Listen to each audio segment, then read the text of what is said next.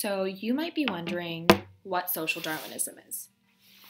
It is essentially a set of ideologies that emerged in the late 1800s in which natural selection was used to justify social, political, or economic views. Social Darwinists also believe in the concept of survival of the fittest. Survival of the fittest is connotated by Herbert Spencer, which is the idea that certain people become powerful in society because they are innately better. Social Darwinism has been used to justify imperialism, racism, eugenics, and social inequality at various times over the past century and a half. Social Darwinism stems from the thought processes of Charles Darwin. He was born on February 12, 1809, in Shrewsbury, England, and passed away on April 19, 1882. He was a naturalist, which is when one believes that only natural laws and forces affect the world. He was also a biologist known for his theory of evolution and the process of natural selection. He is well known for embarking on a 5-year voyage around the world. His studies of specimens led him to formulate all of his various theories. Supporters of Darwin's theory of evolution have applied the biological ideologies of survival of the fittest to different social realms. A growing number of theorists introduced Darwinian analogies of survival of the fittest into social arguments, which is where social Darwinism is rooted from, and Herbert Spencer was a big advocate for these theories. So who is Herbert Spencer? He was a British philosopher and sociologist and advocated for evolution and actively rivaled Charles Darwin.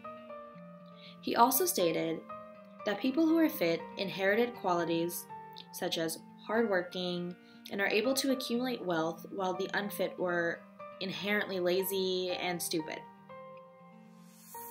He tended to use Darwinism in a sociological approach rather than a scientific approach.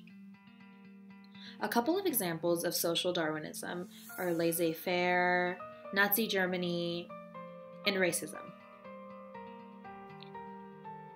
Laissez-faire is essentially when governments restrain from interfering in the free market, and it allows businesses to operate without a ton of government involvement, such as how Cuba ran its government for a very long time, and still continues to.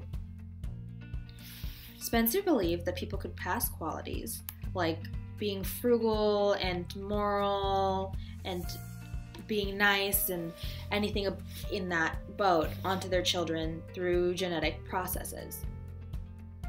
He tended to oppose any laws that aided the poor, workers, and those who were genetically weak. He argued that these laws would go against the evolution in society because it would hinder the unfit even more. So one can assume that Spencer would vehemently oppose institutions like welfare and low-income housing. Another example of social Darwinism is World War II. Hitler's agenda was a clear and bigoted version of social Darwinism. He believed that survival of the German Aryan race depended on its ability to remain pure.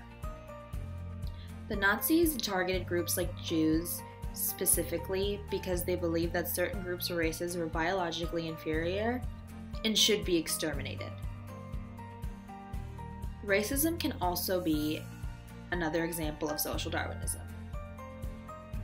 Societally, people who tend to be racist towards another group of people believe that their race is inherently better than others.